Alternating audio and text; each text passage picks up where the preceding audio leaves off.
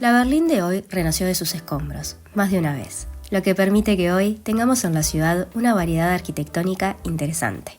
Sin dudas, hay algo para todos los gustos. Mi nombre es Triana y esto es Triana en Berlín, y hoy te voy a contar los edificios que no te podés perder de esta maravillosa ciudad, parte 1. Empecemos por un emblema de la cultura berlinesa, el edificio de la Berliner Philharmonie, o la Filarmónica de Berlín. Ubicada cerca de Potsdamer Platz, el edificio fue diseñado por Hans Scharoun e inaugurado en 1963. La Filarmónica es conocida por su excelente acústica y su forma distintiva, que la convierte en un ícono de la arquitectura de la ciudad y en una de las salas de conciertos más prestigiosas del mundo. Hans, conocido por su enfoque innovador y su compromiso con la arquitectura orgánica, que es la que promueve la armonía entre el hábitat humano y el mundo natural, concibió la Filarmónica como una respuesta a las convenciones tradicionales de lo que eran en ese momento el diseño de las salas de concierto. En lugar de un auditorio lineal, con un escenario al frente y el público alineado en filas, Scharoun diseñó la sala principal con una disposición asimétrica, colocando el escenario en el centro y rodeado por el público. Este diseño en viña fue revolucionario y buscaba crear una conexión más íntima y envolvente entre los músicos y la audiencia. La sala principal, conocida como la Große Saal, tiene capacidad para aproximadamente 2.440 personas. Las formas irregulares y las superficies anguladas del interior no solo crean un ambiente visualmente dinámico, sino que también están diseñadas para optimizar la acústica, asegurando que el sonido se distribuya uniformemente por todo el espacio. La acústica de la Filarmónica es considerada una de las mejores del mundo. Scharoun colaboró con expertos en acústica para desarrollar un espacio que maximizara la calidad del sonido. Las superficies reflectantes y las formas irregulares ayudan a difundir el sonido, proporcionando una claridad y una resonancia excepcionales. El exterior del edificio es igual de interesante, con su estructura dorada y su forma inusual que se asemeja a una tienda de campaña. La fachada dorada está recubierta con paneles de aluminio perforado que le otorgan una textura y brillo. Para mí la Filarmónica del Elba en Hamburgo es muy parecida en su construcción, la de Hamburgo es de 2016, y simula el oleaje del río, pero bueno, están claras las similitudes.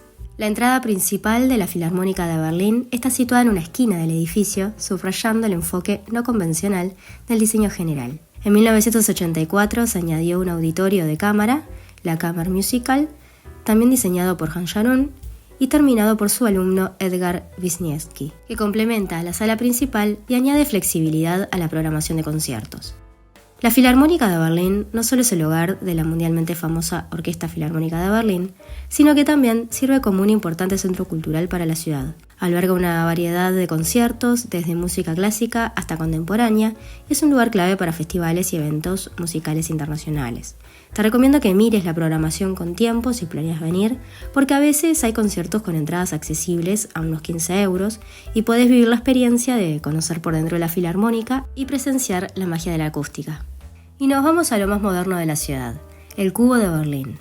El Cubo de Berlín fue terminado en 2020 y diseñado por el estudio de arquitectura danés 3XN. Es una joya de la arquitectura sostenible e inteligente. Es un edificio de oficinas de 10 pisos ubicado en la Europa Center, con una fachada completamente acristalada que refleja el entorno urbano de manera espectacular.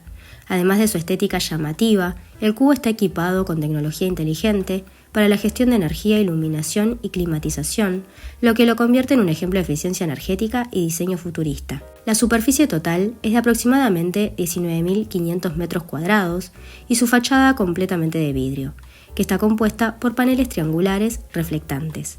Estos paneles no solo ofrecen una estética espectacular, sino que también están diseñados para optimizar la eficiencia energética del edificio, ya que incluye una capa de protección solar que reduce la ganancia de calor en verano y minimiza la pérdida de calor en invierno.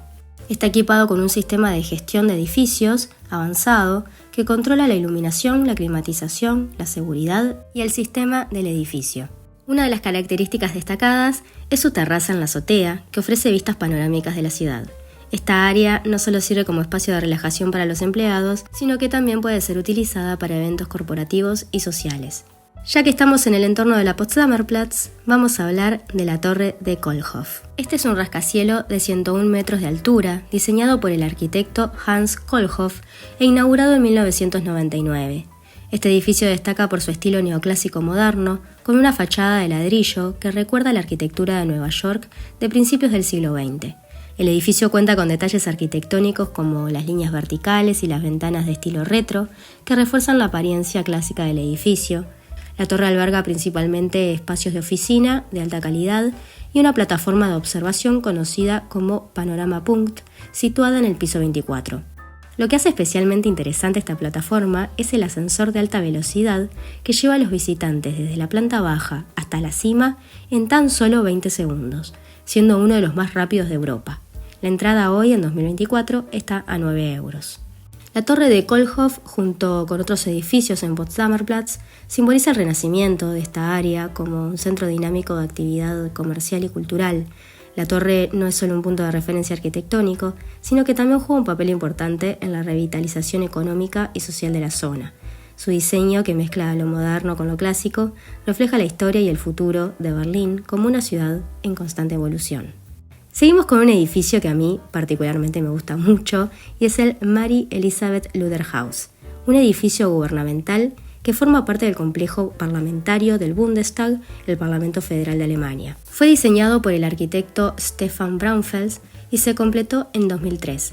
El edificio se caracteriza por su diseño moderno y funcional, con una fachada de vidrio y acero que refleja la luz y crea un ambiente luminoso en su interior. La estructura presenta líneas limpias y geométricas en armonía con otros edificios del complejo parlamentario.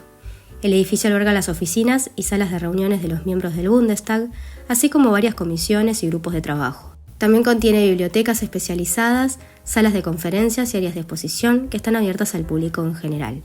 El edificio lleva el nombre de Marie Elisabeth Luthers, una destacada política alemana que fue miembro del Parlamento durante la República de Weimar y después de la Segunda Guerra Mundial. Luthers fue una defensora de los derechos de las mujeres y la igualdad de género, y desempeñó un papel importante en la promoción de la democracia y los derechos humanos en el país. A mí particularmente me gusta porque es un espacio súper abierto junto al río que te invita a sentarte en las escaleras y relajarte, seguramente después de una caminata larga por la Unter der Linden y de visitar muchos de los edificios y memoriales que hay en la zona. Seguimos con la Haus der Kulturen der Welt, o la Casa de las Culturas del Mundo, un centro de exposiciones y eventos situado en el Tiergarten. Fue diseñada por el arquitecto estadounidense Hugh Stubbins e inaugurada en 1957 y fue un regalo de Estados Unidos a Berlín Occidental durante la Guerra Fría. Este edificio destaca por su audaz techo parabólico que se eleva en un arco dramático.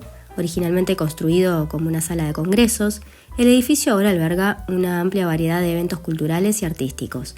Acá dio un discurso John Fitzgerald Kennedy en su visita en 1961. El 21 de mayo de 1980, el techo se derrumbó, matando a una persona e hiriendo a muchas otras. El edificio se reconstruyó con su original diseño y se reabrió en 1987 a tiempo para el 750 aniversario de la fundación de Berlín. En el exterior vas a encontrar la escultura de bronce más pesada del artista Henry Moore, con un peso de casi 9 toneladas. Fue su última obra importante, completada justo antes de que falleciera. Y por último, pero para nada menos importante, tenemos al Bauhaus Archives.